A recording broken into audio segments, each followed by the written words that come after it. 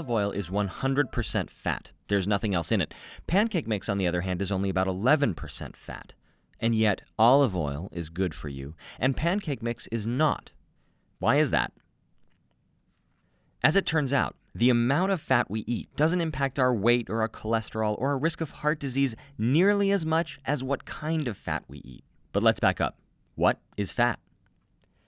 If we were to zoom in on a salmon, which is a fatty fish, past the organs, past the tissues, into the cells, we would see that the stuff we call fat is actually made up of molecules called triglycerides, and they are not all alike.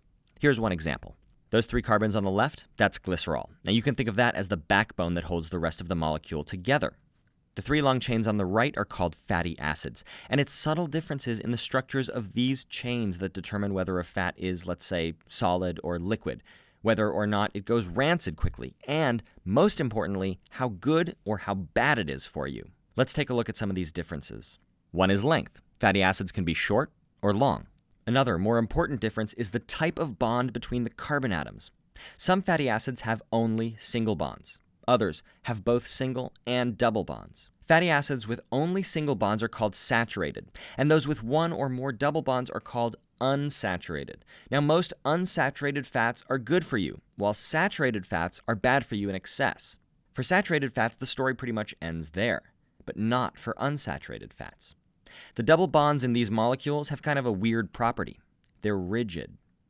So that means that there are 2 ways to arrange every double bond. The first is like this, where both hydrogens are on the same side and both carbons are on the same side. The second way is like this. Now the hydrogens and carbons are on opposite sides of the double bond.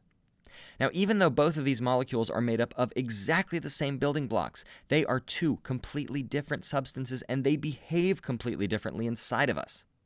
The configuration on the left is called cis, which you've probably never heard of.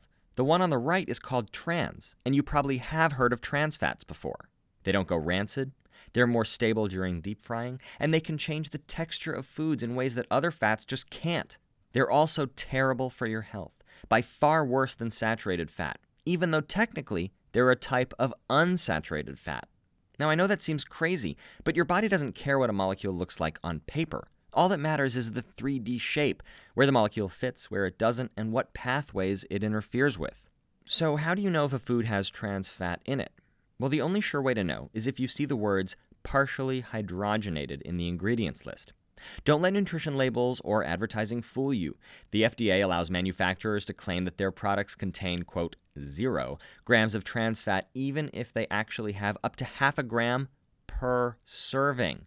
But there are no hard and fast rules about how small a serving can be, and that means you'll have to rely on seeing those key words, partially hydrogenated, because that's how trans fats are made, by partially hydrogenating unsaturated fats. So let's go back to our olive oil and pancake mix from before. Olive oil is 100% fat. Pancake mix is only 11% fat. But olive oil is mostly unsaturated fat, and it has no trans fat at all. On the other hand, more than half the fat in pancake mix is either saturated or trans fat.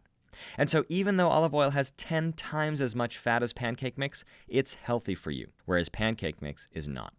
Now, I'm not trying to pick on pancake mix. There are lots of foods with this type of fat profile. The point is this. It's not how much fat you eat, it's what kind of fat. And what makes a particular fat healthy or unhealthy is its shape.